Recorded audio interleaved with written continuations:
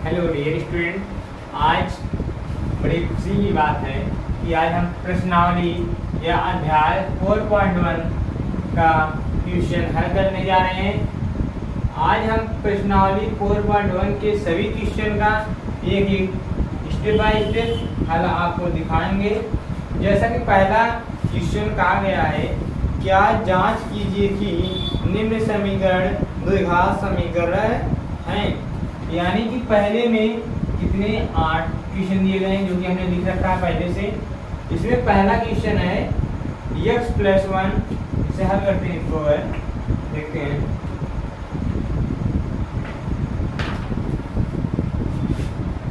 पहला है, ध्यान से देखिएगा, बहुत बढ़िया सवाल होता है। x+1 का whole square equal to 2 × x - 3, ये क्वेश्चन दिए गए।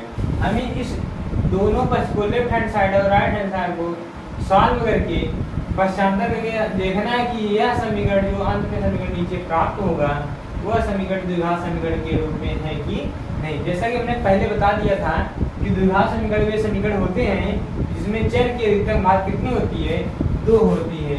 ये ऐसा क्या द्विघात समीकरण कहते हैं। अब इसको देखते हैं, हम हल करते हैं। यहाँ देखिए, x+1 का होल स्क्वायर यानी a+b का होल स्क्वायर, इसको सॉल्व करते हैं तो a² यानी x² + b² यानी 1² + 2 × a मतलब x × b मतलब 1। अब इस साइड हो गया। अब इधर देखते हैं, 2 से गुणा 2 × x यानी 2x प्लस माइनस 2 तिहाई 6। अब देखते हैं, अब इसको सॉल्व करके पश्चांतर कर लेते हैं, यानी x² + 1 + 2x, ये 2x इस साइड आएगा -2x और +6 = 0। अब देखते हैं, प्लस -2x कैंसिल हो गया, बचा क्या, x² 6 1 7 + 7 0। यानी इसमें देखते हैं चर की अधिकतम घात कितनी है, 2 है, इसलिए हम यहाँ लिख लेते हैं, अतः प्राप्त समीकरण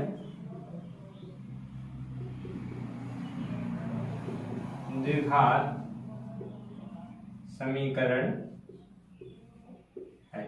इसी प्रकार सवाल लगेंगे। अब इसके बाद देखते हैं दूसरा क्वेश्चन, ये तो पहला था, अब दूसरा देखते हैं।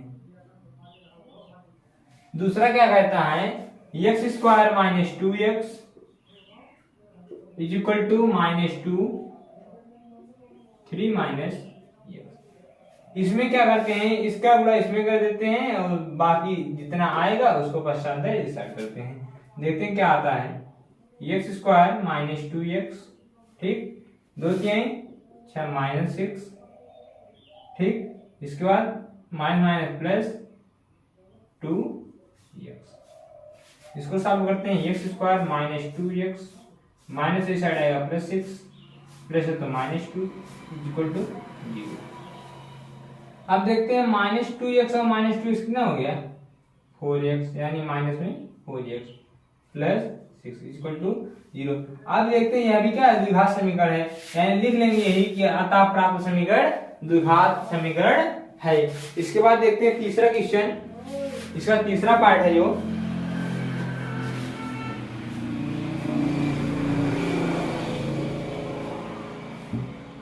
तीसरा पार्ट है, x - 2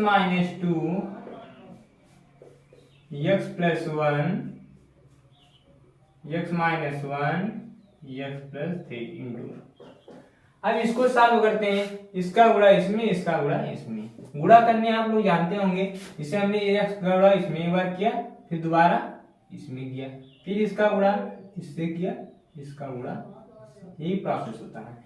यानी x गुणा x में जब करेंगे क्या होगा, x² x × 1 यानी प्लस x -2 है और प्लस x है, -2 × x -2x माइनस प्लस -2 ऐसे इसमें जाएगा, x² + 3x -x माइनस,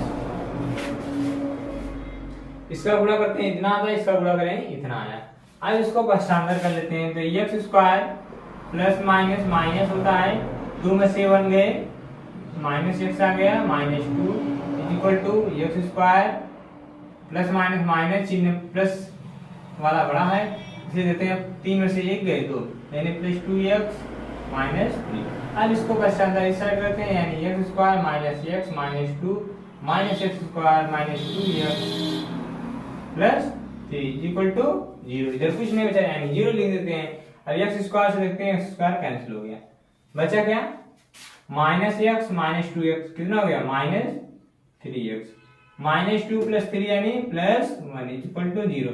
अब देखो इसमें देखते हैं कि x की अधिकतम घात कितनी आई है 1 इसलिए यह लिख देते हैं अतः प्राप्त समीकरण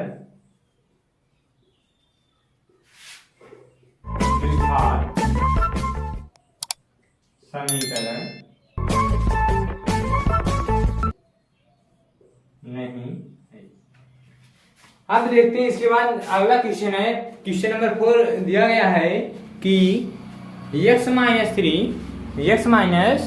3 into 2x plus 1 is equal to x into X plus 5। अब इसका जब मल्टीप्लाई करते हैं देखते हैं x गुणे 2x कितना आ गया 2x square plus x minus 2 के 6x minus 3 is equal to X square plus 5x। अब इसको पश्चांतर करते हैं देखते हैं पश्चांतर करने के बाद क्या आता है 2x square plus minus minus यानी माइनस 5 हो गया ये minus 3 minus X square minus 5x बचा इधर क्या 0। अब इसको हल करते हैं 2x स्क्वायर में से 1 स्क्वायर x घट जाएगा कितना आएगा एक्स स्क्वायर यानी एक बचा है यानी लिखा नहीं जाता x square minus minus plus 5x जोड़ेंगे कितना आ जाएगा 10x minus 10x minus 3 equal to 0। अब देखते हैं इसमें x की अधिकतम घात कितनी है 2 है यानी हम लिख लेते हैं अतः प्राप्त समीकरण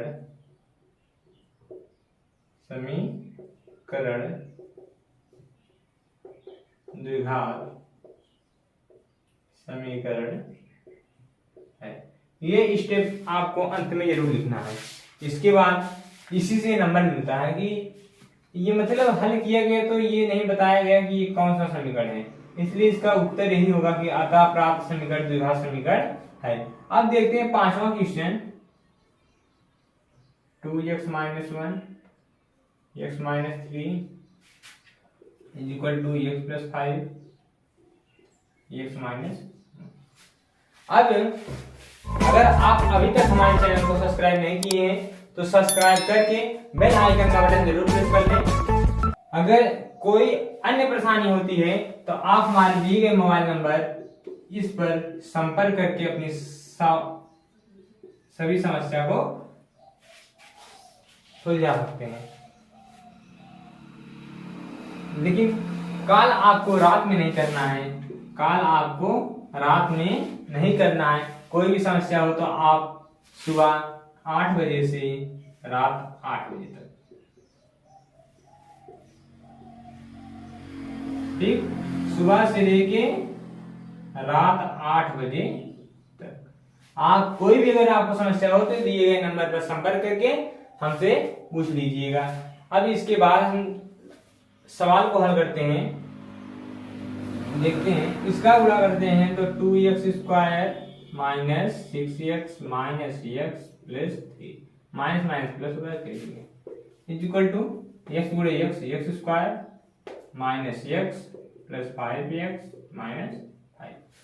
अब इसको पश्चात इधर करते हैं तो 2x स्क्वायर ये minus minus plus minus 7x plus 3 ये आ गया माइनस x स्क्वायर। अब इधर प्लस माइनस माइनस होता है 5 में से 1 गया 4 यानी प्लस 4 बचा तो इस साइड आएगा क्या होगा minus 4x minus plus 5 is equal to जी।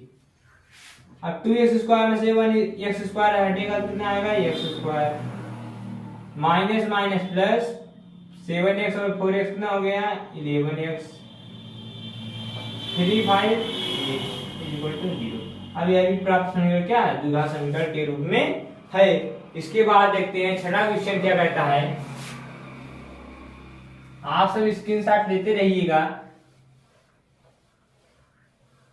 या तो नोट्स बनाते रहिएगा, क्योंकि यह मौका अब दोबारा नहीं मिलेगा कि एक एक प्रश्नावली का आपको हम दोबारा हल कराएंगे।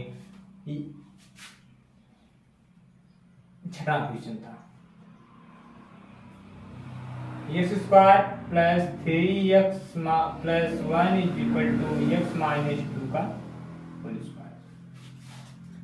इसमें क्या करते हैं, इधर तो ऐसे है, इधर वाला हल करते हैं, पश्चांतर कर देते हैं। तो देखते हैं x square plus 3x plus 1 is equal to a minus b का होल स्क्वायर का समीकरण लगाइए। यहाँ होगा a स्क्वायर यानी x square plus b square यानी 2 दूना 4 माइनस 2ab यानी 2x यानी 2 दूना 4 x माइनस x गुणे 2। अब इसको हल करते हैं। x square plus 3x plus 1 equal to x square plus 4 2 दूना 4 माइनस 4। अब इधर पश्चांतर करते हैं, क्या होता है x square plus 3x plus 1 minus x square minus 4 plus 4 x equal to 0।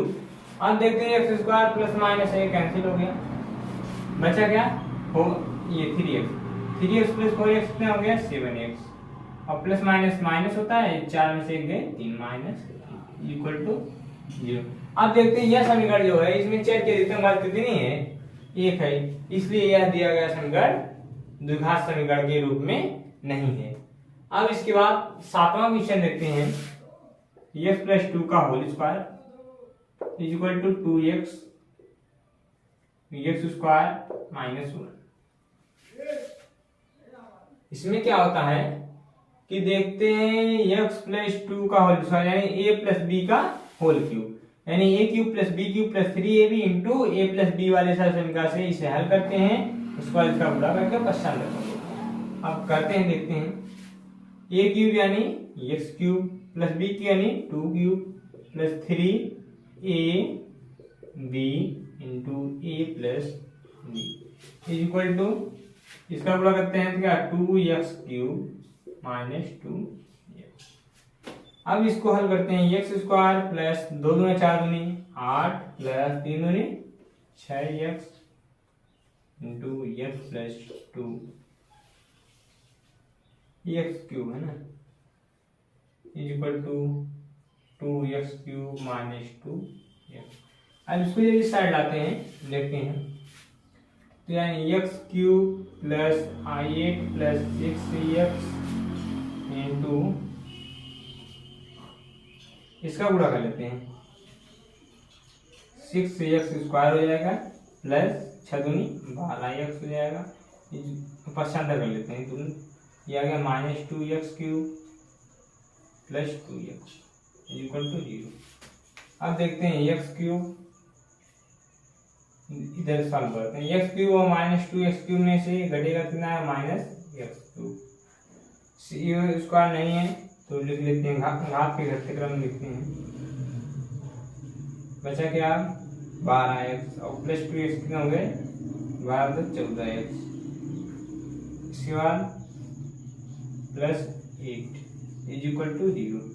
अब देखते हैं इसमें x की अधिकतम वैल्यू घात कितनी है 3 है, यानी यह द्विघात समीकरण के रूप में नहीं है। जब द्विघात समीकरण के रूप में नहीं है तो इसे लिखते हैं क्या, अतः दिया गया समीकरण यानी प्राप्त समीकरण द्विघात समीकरण के रूप में नहीं है।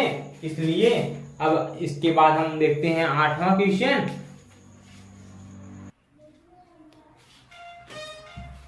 अब देखते हैं इसमें कहता है x cube minus 4x square minus x plus 1 is equal to x minus 2 का होल क्यूब। अब इसको सॉल्व करते हैं, इधर वाला रहने देते हैं, इधर वाला सॉल्व करते हैं। सूत्र a minus b whole cube से सूत्र का प्रयोग करते हैं, उसके बाद इसको हल करके गुणा भाग पश्चांतर करके वैल्यू निकाल लेते हैं। अब देखते हैं x क्यूब थोड़ा इधर देखते हैं क्योंकि उधर वाला विस्तार जाएगा ना, तो x cube minus 4x square minus x plus 1 is equal to a cube यानी x cube minus b cube यानी 2 cube -3 a b into a minus b, यानी x minus x cube minus 4x square minus x plus 1 equal to x cube minus 8 minus 3 दूनी 6x minus x cube minus 4x square minus x plus 1। देखिए एक बात और, जब बीच में symbol बराबर का लगा हो तो इसके आगे हम सिंबल बराबर का नहीं या का लगाते हैं। इसको सिंबल या का सिंबल ये नहीं लगाओगे सवाल गलत हो जाएगा। बराबर है x cube minus 8 minus 6x square minus minus plus 12। अब इसको करते हैं पश्चांतर, तो x cube minus 4x square minus x plus 1 minus x cube plus 8 plus 6x square minus 12 x equal to 0। x cube से x क्यूब कैंसिल,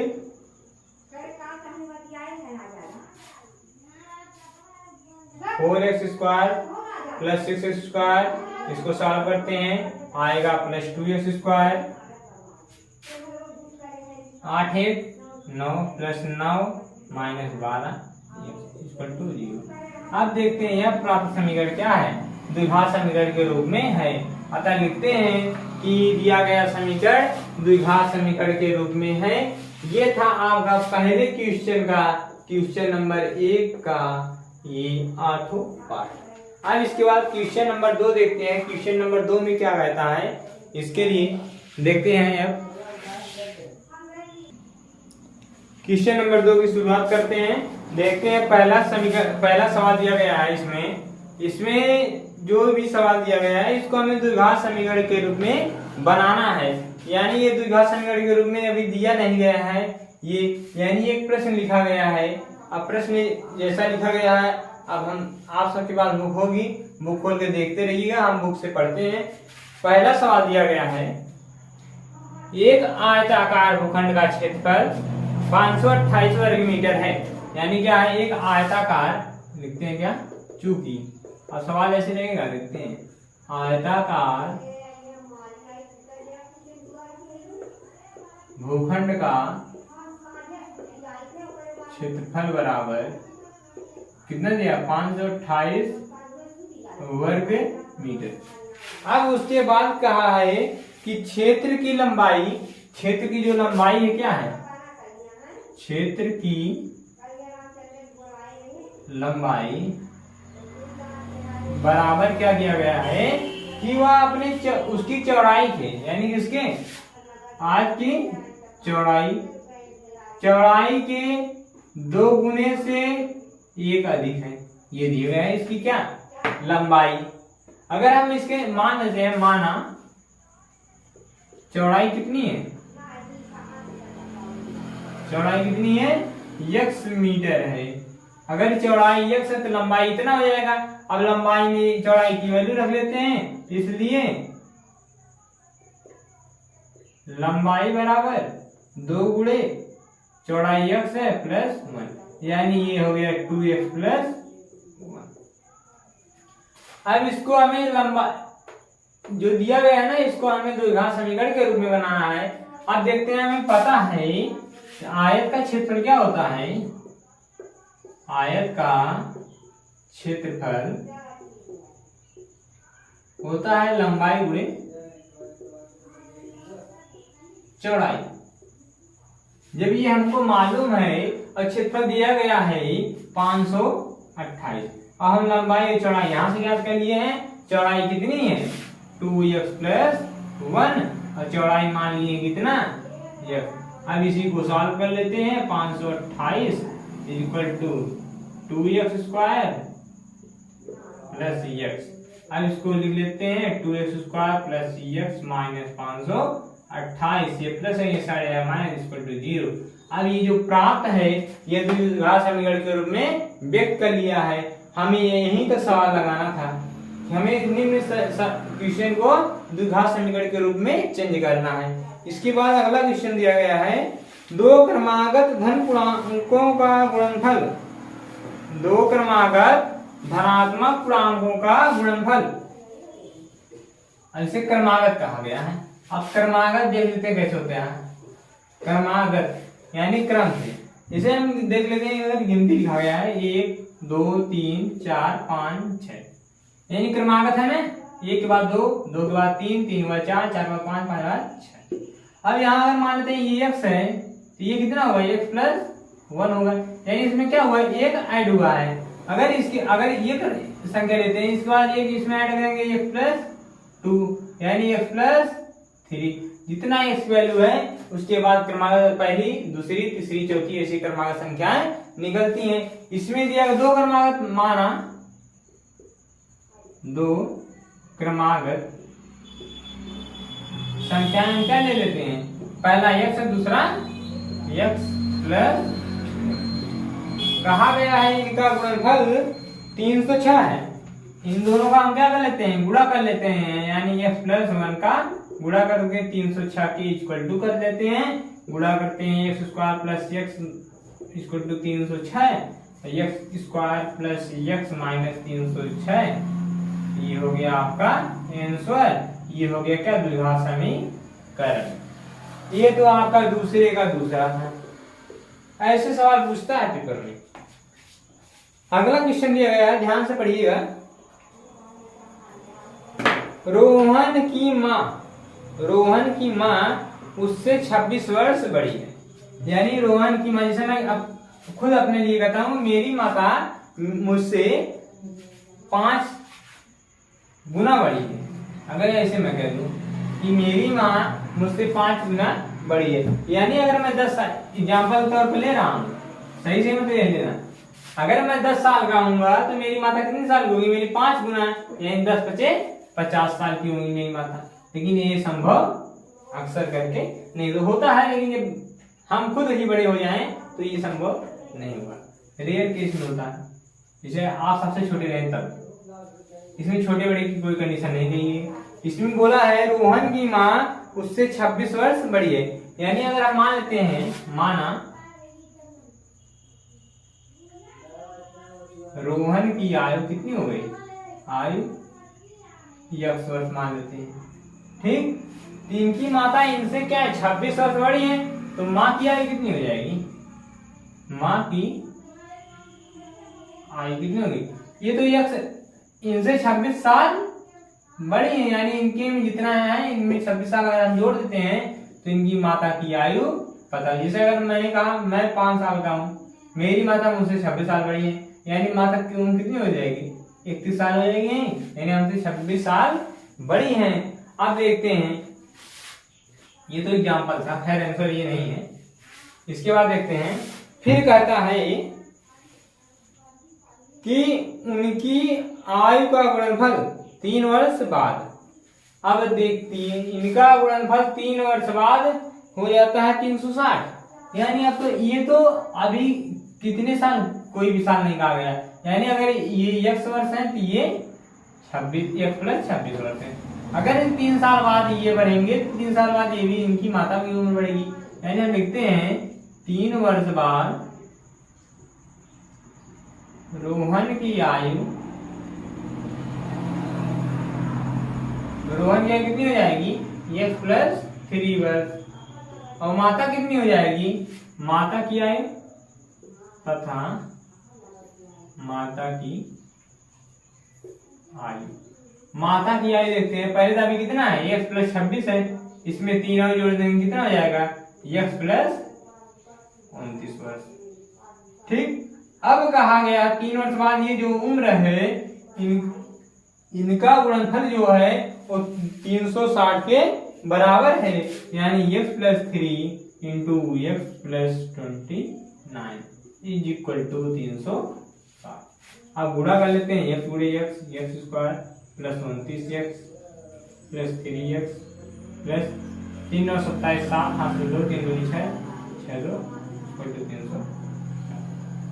इसको solve करते हैं तो x स्क्वायर प्लस 32x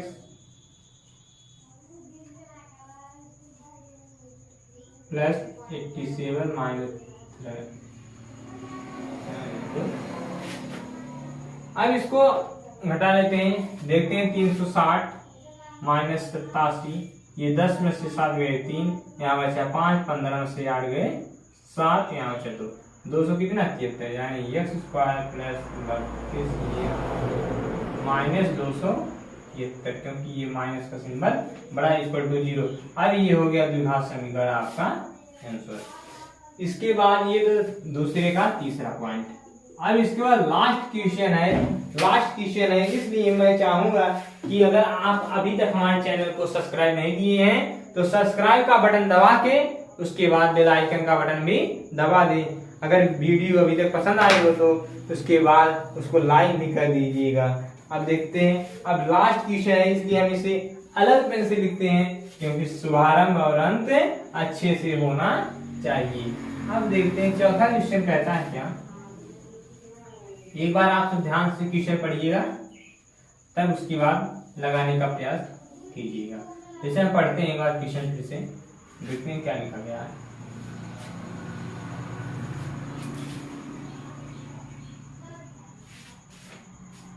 दिया गया है एक रेलगाड़ी 480 किलोमीटर की दूरी कितनी है, पहले एक बार पढ़ लेते हैं। एक रेलगाड़ी 480 किलोमीटर की दूरी समान चाल से तय करती है। यदि इसकी चाल 8 किलोमीटर प्रति घंटा कम होती है तो वह उसी दूरी को तय करने में 3 घंटा अधिक लेती है। यानी अगर वह 8 किलोमीटर की गति उसकी धीमी हो जाए तो वह 3 घंटे ज्यादा समय लेती है। तो हमें रेलगाड़ी की चाल ज्ञात करनी है, इसके लिए हमें क्या करना है, द्विघात समीकरण ज्ञात करना है। अब देखते हैं रेलगाड़ी जो चलती है उसकी दूरी कितनी है। दूरी दिया गया, दूरी बराबर 480 किलोमीटर, ठीक। अभी हमें चाल नहीं पता है, अगर मान लेते हैं, माना रेलगाड़ी की चाल कितनी है, 10 किलोमीटर है प्रति घंटा, तो समय क्या हो जाएगा, समय बराबर होता है दूरी बटे चाल। ये सूत्र याद रहना चाहिए। अब दूरी देखते हैं 480 किलोमीटर और चाल कितना है, 10 किलोमीटर प्रति घंटा। ये हम मान लेते हैं इक्वेशन, ये समय है। अब जो दूसरा समय दिया गया है देखते हैं, कह रहा है अगर ट्रेन यानी रेलगाड़ी अगर 8 किलोमीटर कम चले, यानी 8 किलोमीटर की गति उसकी, यानी अभी अगर चाल इतना है तो इतने समय पहुंचती है। अगर 8 किलोमीटर कम हो जाए तो यदि रेलगाड़ी की चाल 8 किलोमीटर प्रति घंटा कम, जिसे देखते हैं कि हम जब यात्रा करते हैं तो देखते हैं, बताते हैं कि ये ट्रेन इतने मिनट लेट है या इतने घंटे लेट है। अब वो लेट कब हुई, जब अपनी निर्धारित समय, जैसे अगर वो उसकी स्पीड है 60 किलोमीटर प्रति घंटा की स्पीड से अगर वो चल रही है 360 किलोमीटर की दूरी के लिए 6 घंटे समय लेती है। ये इसका फिक्स है, अगर ये इस टाइम से चलेगी तो अपने सही टाइम से आएगी। अगर ये 60 के बजाय अगर इसकी गति कितनी हो गई, 30 हो गई, तब तो 30 जब हो जाएगी इसकी चाल, जब स्पीड स्लो हो जाएगी तो समय ऑटोमेटिक ज्यादा लगेगा। जब ज्यादा लगेगा तो हम बोलते हैं ट्रेन देरी से आ रही है, यानी ट्रेन लेट हो चुकी है। अब देखते हैं, इसमें बोला 8 किलोमीटर प्रति घंटा कम है, पहले x थी तो इतना समय लिया। अगर 8 किलोमीटर कम है तो रेलगाड़ी चाल क्या हो जाएगी, रेलगाड़ी, इसलिए रेलगाड़ी की चाल जो कितनी हो जाएगी, x माइनस 8 किलोमीटर प्रति घंटा। अब कहता है, अब इसमें समय इसमें निकाल लेते हैं। समय क्या होगा, दूरी बटे चाल, दूरी कितनी है 480, वही दूरी है, और चाल कितना आ गया, x माइनस 8 किलोमीटर। इतना हम जानते हैं, आपको समझ आ गया होगा। अब कहता है कि जब 8 किलोमीटर की कम चाल से चलता है, किलोमीटर प्रति घंटा की चाल से चलता है, तो वह 3 घंटे अधिक लेता है। यानी जब इस स्पीड से चलता है पहले इतना चलता था तो सही समय पे आता था, लेकिन अब इतने चल रहा है तो 3 घंटा क्या हुआ अधिक दे रहा है। यानी इस समय से इस चाल को घटा लेंगे तो हमें जो चाल दिया गया है उसके बराबर हो जाएगा, यानी 480 अपान x माइनस 8 माइनस 480 अपान x। इन दोनों का समय कितना लग रहा है, 3 घंटे अधिक लग रहा है। जब 3 घंटे अधिक लग रहा है तो इसका एलसीएम लेके और हमें द्विघात समीकरण से बनाना है। x माइनस 8 इंटू एक्स, ये इससे कैंसिल बचा x, यानी 480 x, इससे घटा क्या हो गया minus 480 into X minus equal to. अब इसको सॉल्व करते हैं, 480 x माइनस 480 गुणे x 480 x minus minus plus 8 शून्य शून्य 8 है 64 8 32 6 38 बटे इसका पूरा करते हैं तो x square minus 8 equal to 0 बटे 3। ये गुणा कर लेते हैं, ये 3 है, फिर ये गुणा करते हैं, ये तो इससे कैंसिल हो जाएगा, बचेगा 3840 equal to 3 into x square minus 8। अब क्या 3 से घटता है, 3 एकम 3 3 दूनी 6 3 8 24, 3 से काट दीजिए, 3 एकम 3 3 दूनी 6 3 8 24 0, यानी एक्स स्क्वायर माइनस 8। अब इसको इधर लाते हैं, एक्स स्क्वायर माइनस 8x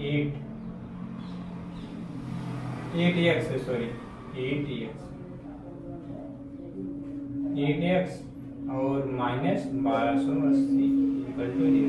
ये हमें प्राप्त समीकरण है। ये समीकरण क्या है, द्विघात समीकरण है।